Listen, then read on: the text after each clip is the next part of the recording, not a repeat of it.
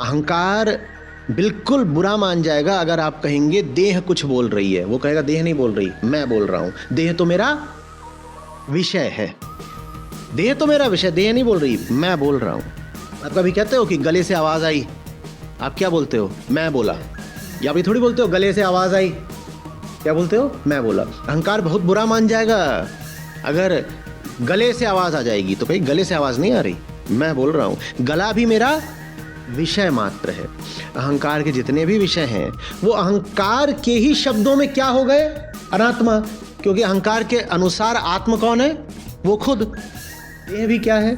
अनात्मा। चित्त भी क्या है? मन, अनात्मा। क्योंकि मन में भी सब क्या भरे हुए हैं?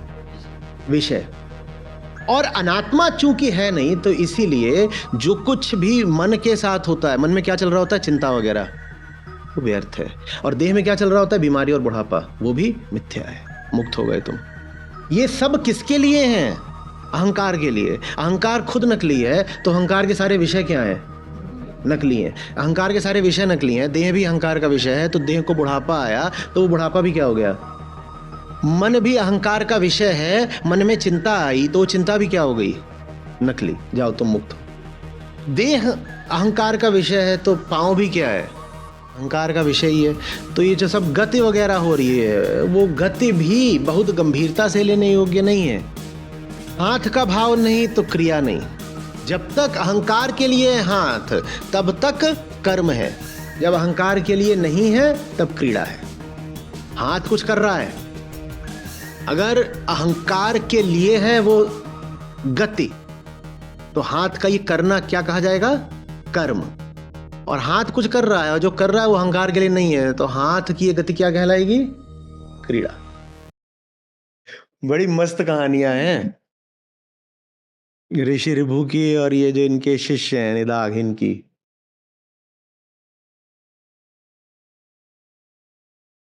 सुनोगे कहानी तो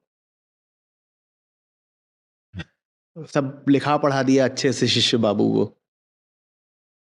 शिष्य बाबू पढ़ लिख गए और छोड़ के चले गए और कहीं जाकर शादी वादी कर ली। उन्हें पक्का भरोसा था कि उनको अद्वैत पूरा समझ में आ गया है, तो गुरु को छोड़ के भग गए।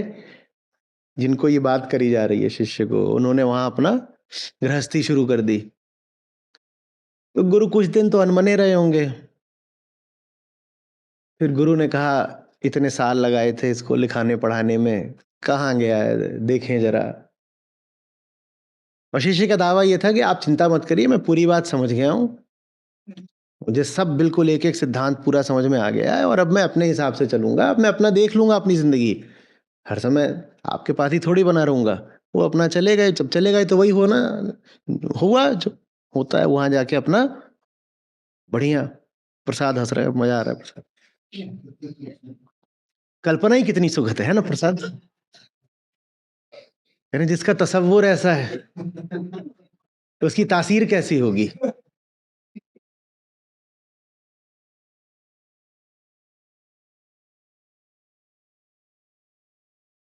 तो एक दिन यही ऋभु, ऋभु गीता वाले ऋभु, ये भेष वेश बदल के साधु बन के पहुंच गए शिष्य के घर में।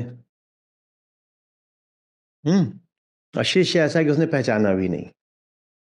और ये साधु बन के पहुंचे थे, बोले अरे हम साधु हैं, हमें भूख लगी है। तो बैठा दिया, खाना वाना खिलाया। खाना वाना खिला दिया तो खाना खिला करके पूछता है कि कैसा लगा, अच्छा लगा कि बुरा लगा? अगर अच्छा लगा तो कौन सा व्यंजन अच्छा लगा? मीठा बेहतर लगा कि नमकीन बेहतर लगा?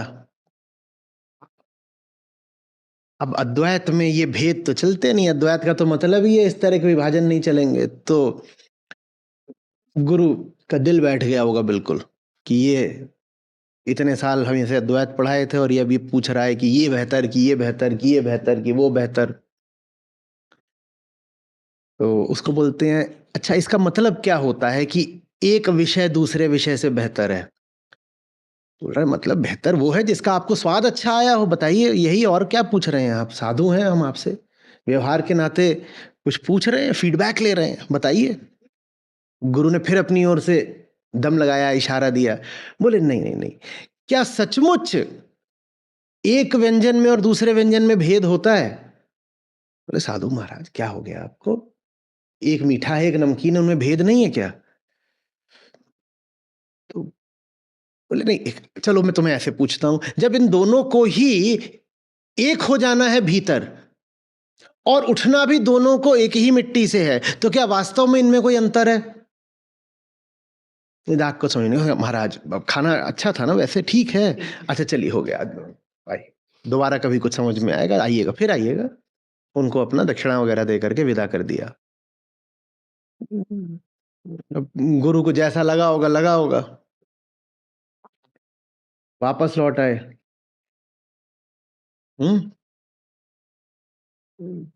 पर कुछ उन्हें उठी होगी बेचैनी। कुछ दिनों बाद फिर से भेष बदला, इस बार ग्रामीण किसान बन गए। बोले जाएं देखें, ऐसे थोड़ी छोड़ सकते हैं, अपना बच्चा था, ये तो एकदम ही फिसल गया। तो फिर पहुंच गए उसके शहर में, इस बार क्या बन के? ग्रामीण किसान, जैसे जैसे कुछ जानता ना हो, अनपढ़ अज्ञानी। पिछली बार साधु ज्ञानी बन के पहुंचे थे, इस बार बिल्कुल अज्ञानी बन के पहुंच गए। तो देखा तो वो अपने घर में ही नहीं निदाग। तो कहाँ है? बोले वहां पे राजा की सवारी आ रही है और सब जनता इकट्ठा हुई है देखने के लिए कि राजा जी आएंगे, राजा जी आएंगे। तो वो भी पहुंच गया ताली बजाने। अब अद्वैत वालों से आमतौर पर ये होता नहीं है, पर ये शिष्य महाराज ऐसा ही कर रहे हैं, वो भी पहुंचे हुए हैं। तो ये भी पहुंच गए पीछे से शिष्य के पास। मेकअप बढ़िया गया तो फिर नहीं पहचान पाया। तो उसको पूछते हैं कि कौन आ रहा है? तो बोलता है राजा आ रहा है, राजा राजा। बोलता है कि ये राजा क्या होता है? बोलते है वो हाथी दिख रहा है। तो ये बोलते हाँ हाथी तो दिख रहा है। बोलते हैं तो हाथी के ऊपर जो बैठा है वो राजा है। अब अद्वैत में जो भी एक विषय दूसरे पर आश्रित होकर परिभाषित हो तो वो मिथ्या माना जाता है। जिस भी विषय की परिभाषा दूसरे विषय पर निर्भर करती हो तो वो विषय ही व्यर्थ हो जाता है। इसीलिए अहंकार भी व्यर्थ है, क्योंकि वो हमेशा दूसरे पर आश्रित रहता है। तो इसीलिए गुरु ने प्रश्न ही इस तरीके से करा कि शिष्य को, एक्स शिष्य को, पूर्व शिष्य को अपनी धारणा का मिथ्यात्व दिख जाए। कि वो कह रहा है राजा वो है जो हाथी पर सवार है, माने राजा की परिभाषा किस पर आश्रित हो गई? हाथी पर। तो उन्होंने प्रश्न ऐसे ही बनाकर पूछा, पर शिष्य गुरु को छोड़े अरसा हो चुका था, वो सब भूल भाल गया था। तो बोलता अरे बात नहीं समझ में आ रही है, वो हाथी है, वो राजा है, जो हाथी पर चढ़ा है उसको राजा बोलते हैं। तो गुरु ने कहा पर ये चढ़ना माने क्या होता है, चढ़ना माने क्या होता है? तो अब उसको आ गया गुस्सा। बोलता इधर आ तू, क्योंकि इस बार भेज भी उन्होंने ऐसे ही धरा था जैसे कि कोई अनपढ़ किसान हो जैसे। बोलता इधर आ। वो आ गए तो कूद करके उन्हीं के ऊपर चढ़ गया। बोलते इसको बोलते हैं चढ़ना। नहीं समझ में आ रहा था चढ़ना किसको बोलते हैं। जैसे हाथी पे राजा चढ़ा है ऐसे ही मैं तुम पे चढ़ गया हूं। तो खिलखिलाकर जोर से हंसते हैं, ऊपर चढ़ा हुआ उसकी ओर ऐसे मुंह करके देखते हैं और बोलते हैं तुम मेरे ऊपर चढ़े हो, ये तू और मैं क्या है? तो फिर कथा कहती है कि जब इतनी पास से गुरु ने आंख में आंख डाल के देखा तो शिष्य को कुछ याद आया और कुछ भीतर कौंधा और झट से नीचे उतरा। उसे कुछ बात समझ में आई। मुझे पक्का भरोसा है कि बात तब भी समझ में नहीं आई।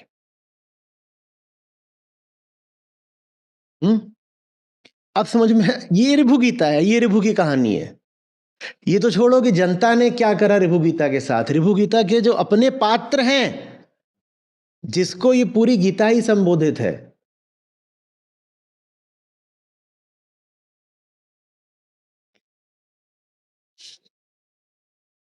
बात आ रही है कुछ समझ में? हाँ आई रही होगी, तो तुम्हें नहीं आएगी तो किसको आएगी? जहां चित्त का भाव ही नहीं वहां विचार नहीं, चिंता नहीं।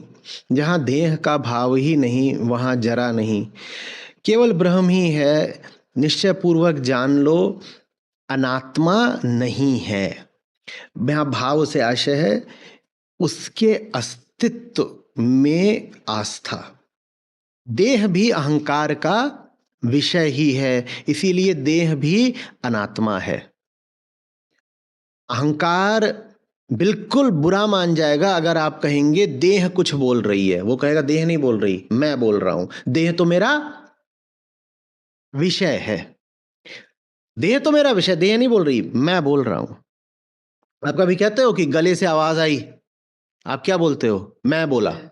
या आप ये थोड़ी बोलते हो गले से आवाज आई, क्या बोलते हो? मैं बोला। अहंकार बहुत बुरा मान जाएगा अगर गले से आवाज आ जाएगी तो कहीं गले से आवाज नहीं आ रही, मैं बोल रहा हूं। गला भी मेरा विषय मात्र है। अहंकार के जितने भी विषय हैं वो अहंकार के ही शब्दों में क्या हो गए? अनात्मा। क्योंकि अहंकार के अनुसार आत्म कौन है? वो खुद। तो देह भी क्या है? अनात्मा। चित्त भी क्या है? मन। अनात्मा। क्योंकि मन में भी सब क्या भरे हुए हैं?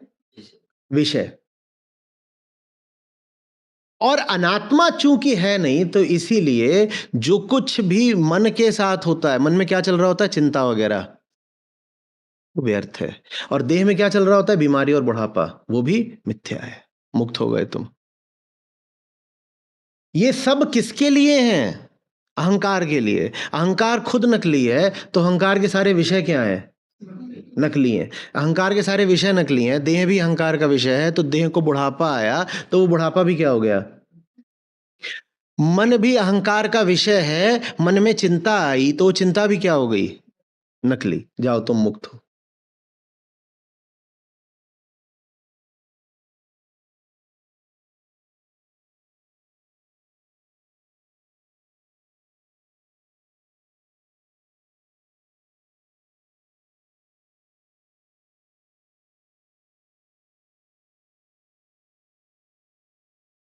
अरे बात समझ। जहां पैर का भाव नहीं वहां गति नहीं। भाव माने भव से आया है। भव माने कि आप उसकी हस्ती को सत्य मान रहे हो। भव वो है, भवता मानना कि वो है। भवति किसको बोलते हैं? जो होता है। देह अहंकार का विषय है तो पांव भी क्या है? अहंकार का विषय ही है। तो ये जो सब गति वगैरह हो रही है वो गति भी बहुत गंभीरता से लेने योग्य नहीं है। ठीक वैसे जैसे बुढ़ापा बहुत गंभीरता से लेने की बात नहीं है, वैसे ही पाँव तुम्हें उठा के यहाँ से वहाँ ले गए तो कोई गंभीरता की बात नहीं है। और फिर एक स्थान से दूसरे स्थान तक ही ले गए होंगे पाँव, तो स्थान का बदलाव भी कोई बहुत गंभीरता की बात नहीं है। कुछ नहीं बदल गया। अगर पाँव ही गंभीरता से नहीं लिए जा सकते तो जिन इन्हीं पाँवों ने तुम्हें एक जगह से दूसरी जगह पहुंचा दिया, दूसरी जगह कितनी गंभीरता से ले लोगे? अभी मैं इतना ही कह रहा हूं, गंभीरता से मत लो। मिथ्या तो बोल भी नहीं रहा, वो भी उसका हो जाएगा आगे अपने आप।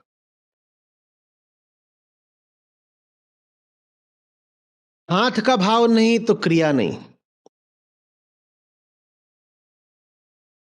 जो होना होगा हाथ का होगा।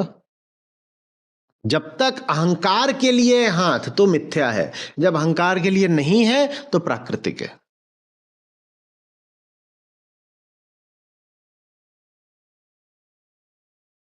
जब तक अहंकार के लिए हाथ तब तक कर्म है, जब अहंकार के लिए नहीं है तब क्रीड़ा है। हाथ कुछ कर रहा है, अगर अहंकार के लिए है वो गति, तो हाथ का ये करना क्या कहा जाएगा? कर्म। और हाथ कुछ कर रहा है और जो कर रहा है वो अहंकार के लिए नहीं है, तो हाथ की ये गति क्या कहलाएगी? क्रीड़ा। क्योंकि केवल ब्रह्म मात्र ही। ये ब्रह्म क्या है भाई? ब्रह्म क्या है? ब्रह्म क्या है? ब्रह्म वो है जो है नहीं। क्योंकि जो कुछ है वो किसके लिए है? अहंकार के लिए। अहंकार के लिए है कुछ हमेशा। अहंकार तभी तक है जब तक उसके कुछ लिए है, तो यानी अहंकार हमेशा द्वैत में ही हो सकता है। अहंकार होगा तो उसका विषय होगा कहीं आसपास, नहीं तो अहंकार भी नहीं हो सकता। विषयहीन अहंकार जैसा कुछ नहीं होता। अहंकार होगा तो उसका विषय होगा, जोड़े में ही चलता है। ब्रह्म माने अहंकार नहीं है, अहंकार नहीं है, अहंकार नहीं है। तो फिर क्या है? ये पूछने वाला भी कोई नहीं है। जो है सो है।